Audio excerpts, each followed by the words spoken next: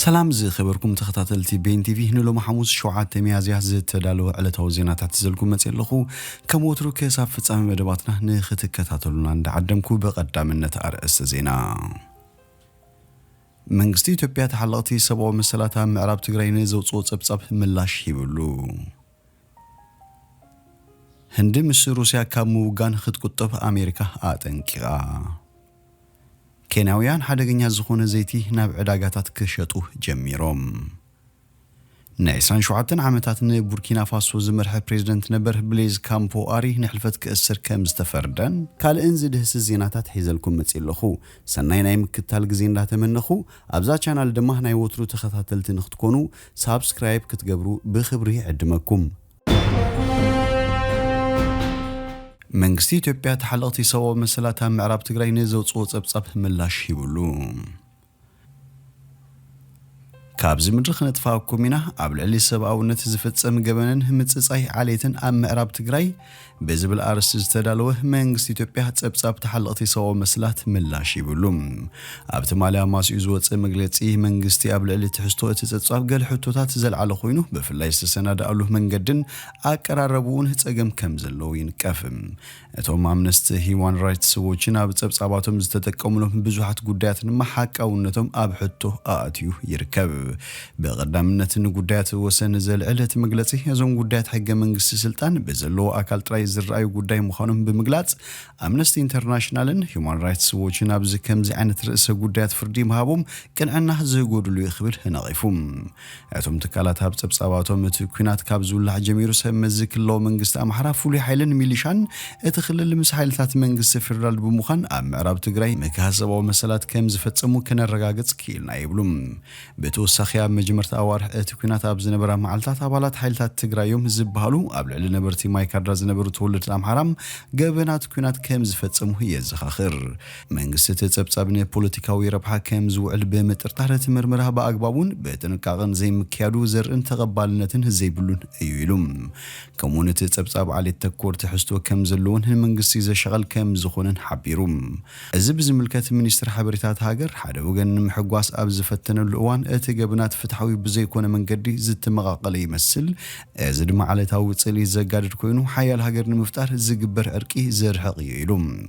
كمونة تسبساب سميت زتن كف تغيرو زقربن حقاونة توم الرخبتات زت راترون كبل مليوم اتن حد وجن ترايز وكس زلوت مجلسي سوا مسلات نمخبار سلام نمصان ايتك من كبل قريتو غليتوم اتوم ابتي تسبساب زسفرو مساخر عيني ني حد وجن يمزبل هنا غفيتون يركبوم ات بخلتيوم على ملخه حلقتي سوا مسلات زتسند صبصاب نلعلي حد عمت زتتصنع كونه لعلي 400 مساخر عينن وصامعه مسكرنت كم زحازي يقلص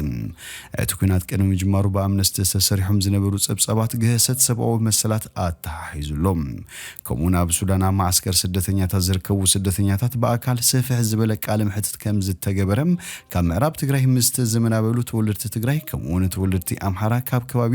ወልቃይት ከም ዘዘራረቡ ገሊጾም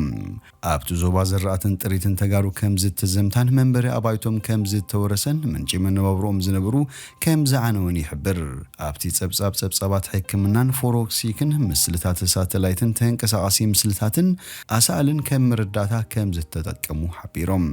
በተወሳኺ ታሪኽን ዓውደን እቲ ግዝአት ንምርዳ አድላይ ዝበሃሉ ሰነዳት ታሪኽ መዛግብቲ መጽሐፍትን ውሳነታት መንግስትን ከም ዝተመልከቱን ሓቢሮም ክልቲኦም ተካላት ናብ ትግራይ ከይዶም መጽናዕቲ ከካይዱ ሕቶ አሪዎም እንተነበሩኳ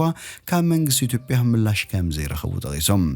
መግለጽ መንግስት ተጸብጻብ ብልዕል ሰራዊት ኢትዮጵያን ፉሊ ኃይሊ አምሓራን ፍትሐዊ ዘይኮነ ጸለመ ከም ዝኾነ ዝቐረበ እዩ ዝገልጽ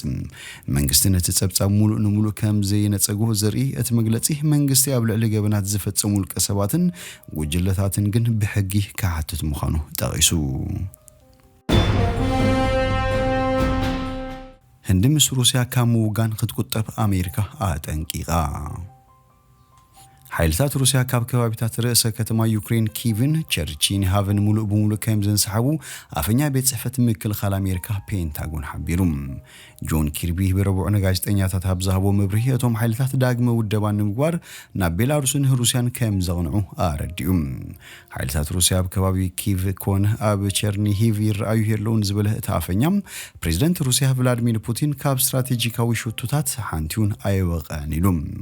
ወሲኹን ንኣሽቶ ከተማታት ተቋፂሩ ንካርኪቭን ክሕዝዋ ኣይከኣልን ኢሉ እዚ ምዕባለታት ዝተረኣየ ሩስያ ኣተኩራ ኣብ ምብራቃዊ ዩክሬን ንዝርከብ ዞባ ዶንባስ ክትገብር ምዃና ድሕሪ ምግላጻ ድሕሪ ሂደት መዓልታት እዩ ሓደ መንነቱ ክግለጽ ዘይደለየ ላዕለዋይ በዓል ስልጣን ፔንታጎን ኣብ ዝሃቦ ርእይቶም ወታደራት ሩስያ ደጊሞም ናብ ኪቭ ክመጹ ከም ዝኽእሉ ሓቢሩ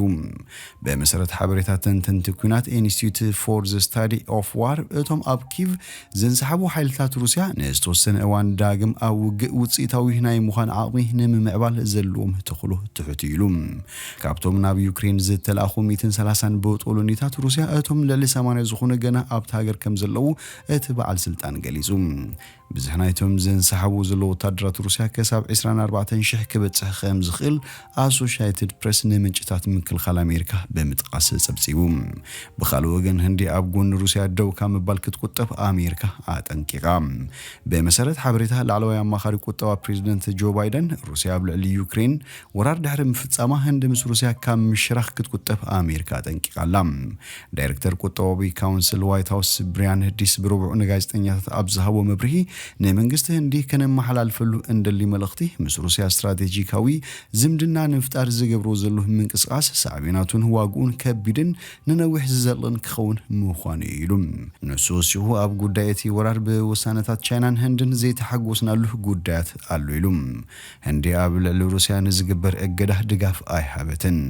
እታ ብኣሜሪካ ኣብ ኤስያ ከም መወዳደርቲ ቻይና እትርአ ህንዲ ካብ ሩስያ ብብዝሒ ኣጽዋር ብምዕዳግ ኣብ ቅድሚት እትጥቀስ ሃገር ምዃና ብሉምበርግ ይጠቅስ ኬንያውያን ሓደገኛ ዝኾነ ዘይቲ ኣብ ዕዳጋታት ክሸጡ ጀሚሮም አገልግሎት ኃይል ኤሌክትሪክ ኬንያ በሰንኪ ስርቂ ትራንስፎርመራት ሚሊዮናት ዶላራት ከም ዝኸሰር አፍሊጡ ካብቲ ትራንስፎርመራት ዝወጽ ሓደገኛ ዘይቲ ከም ዘይቲ ብልዒ ተመሲሉ ኣብ ዕዳጋታት ይሽየጥ ከም ዘለዎን ሓቢሩ እቲ ትካል ከም ዝበሎ እቶም ግብረኛታት እቲ ፈሳሲ ኣብቲ ትራንስፎርመር ብምውጻእ ንሬስቶራንትን ኣብ ጸግየ መገዲ መግቢ ንዘዳልው ይሸጡሎም ከም ዘለዉ ኣፍሊጦም እዚ ኣብ ቀረባ እዋናት ዘጋጠመ ስርቂ ትሕተ ቅርጺ ኃይል ኤሌክትሪክ ምስቲ ኣብ ቀረባ ግዚያት ዝተራየ ወስኽ ዋጋ ዘይቲ ዝተሓዘ ከም ዝኾነ ብምግላጽ ገለ ትካላት ንግዲ ከም ዚኦም ዝተሰረቁ ዘይትታት ምዕዳግ ናብ ዝኣመሰሉ ዘይተለመዱ ኣማራጭታት ከም ዝኣተወ ገሊጹ እቲ ናይ ምግቢ ዘይቲ ዝመስል ኣብ ውሽጢ ትራንስፎርመር ዝርከብ ዘይቲ ግና ንጥዕና ሰባት ሓደገኛ ኮይኑ ከቢድ ጠንቂ ጥዕና ከም ዘስዕብ ሰሙያ ይገልጹ ካልኦት ሰራቅቲ ድማ ውልቀ ሰባትን ትካላትን ቀረብ ኤሌክትሪክ ዝረኽቡሉ መስመር ብምቁራጽ ዳግም ንኽዕድጎ ገንዘብ ይሓቱ ኣብዚ እዋን 20 ዝጽጋዕ ትራንስፎርመራት ከም ዝዓነዋ ወይ ጉዳት ከም ዝበጽሕን ኣብ ማእከላይ ኬንያ ዝርከቡ ትሕተ ቅርጺ ዝበጽሕ ጉዳት እናወሰኽ ከም ዝመጽእ ሓበሬታት ትካል የመላኽት ምዚ ብዝተሓዘ ብውሕዱ 22 ሰባት ኣብ ቀይዲ ክኣትዉ ከለዉ ጉዳዮም በቤት ፍርዲ ይረኣያሎም እቲ ዝፍጸም ዘሎ ዝምታ ምኽንያት ምቁራጽ ኣገልግሎት ኤሌክትሪክ ይኸውን ብምህላው መዕናው ትሕተ ቅርጺ ዘስዓቡ ሓደጋ ዝምልከት ግንዛቤ ንምዕባይ ሃገራዊ ወፍሪ ተጀሚሩ ይርከብ ኣብ ዝሓለፈ ወርሒ ጥሪ ኣብ ልዕሊ تحت قرص إلكتريك زيت تفتصمو زمتها بزسعبو مفراس مكافل حيل إلكتريك أبت هاجر ترايو زي فلت مكوراس قرب إلكتريك آسيبوم يوم نعسران شوعتن عمتات بوركينا فاسو زمرح بريزيدنت نبر بليز كامباري نحلفت كأسر تفريدو نعسران شوعتن عمتات بوركينا فاسو زمرح بريزيدنت نبر بليز كامبون كلت مشارختون نحلفت كأسر هو تدروه بيت فرديه بربع شدوش ميازيه بيين هيبوم اتي ابشان شعتن 280 شوعتن بيو تدروه الواصل تنزجبت بريزيدنت نبر بقتلت نايتي حده كاب هوات سوراويان افريكا مخانو زنقرلوه مرحقت هاجر زنبرم توماس سانكاره تخصيصي قدايوم ኣብ ከተማ ኡጋዱጉ ኣብ ዝቆመ ወታደራዊ ቤት ፍርዲ ክጻረ ጸኒሖም አንጻር ዕብለላ ኤውሮጳ ኣብ አፍሪካ ተሪ መርገጺ ዝነበሩ ቶማስ ሳንካራ ብምትሕባር ምዕራባውያን ሓይልታት ኣብ 1989 ኣብ ዝተቐንጸለሉ ብሌዝ ካምፖ ኣሬ ቀንዲ ካብ ተዋሳእቲ ምንባሩ ይዝውቀስ ድሕሪ ቅንጸላ ቶማስ ሳንካራ ን27 ዓመታት ኣብ ስልጣን ዝጸንሐ ፕሬዝዳንት ነበር ካምፖ ኦረ ንተወሳኺ ዓመታት ኣብ ስልጣን ንምቕጻል ቅዋመት ሃገር ክቕይሩ ኣብ ዝፈተነሉ እዋን ህዝቢ አንጻሩ ብዘካየዱ ተቃውሞ ኣድማን ኣብ 2014 ስልጣኑ ሓዲጉ ናብ አይቮሪ ኮስት ሃዲሙ ቀዳማይ ሚኒስትር ሃገር ዝነበረ ሮሽማርክ ክርስቲያን ኮባሮ ድማ ንዑ ብምትካከስ ኣብ ጥሪ 2022 ፕሬዝዳንት ቡርኪና ፋሶ ነይሩ በፓል ሄንሪ ደምባህ ዝምራሕ ሰራዊት ሃገር ኣብ 24 ጥሪ 2022 ወታደራዊ ዕልዋ ብምክያድ ብምርጫ መንግስቲ ክሳብ ዝቆም ብግዚያውነት ኣብ ስልጣን ይርከብ ካብ 2016 ኣትሒዙ ናይ አይቮሪ ኮስት ዜግነት ከም ዝወሰደ ዝንገረሉ ፕሬዝዳንት ቡርኪና ፋሶ ነበር ብሌዝ ካምፖኦረ ኣብ ልዕሊኡ ዝተመስረተ ክስታት ፖለቲካዊ ክብል ክቃወም ጸኒሑ ዝኸበርኩም ተኸታተልቲ ቤን ቲቪ ንሎሚ ዝብልናዮ መሰናዶና ኣብዚ ወዲና ኣለና ምሳና ስለ ጽናሕኩም ብልብነ መስግን ሰናይ ንዓኹም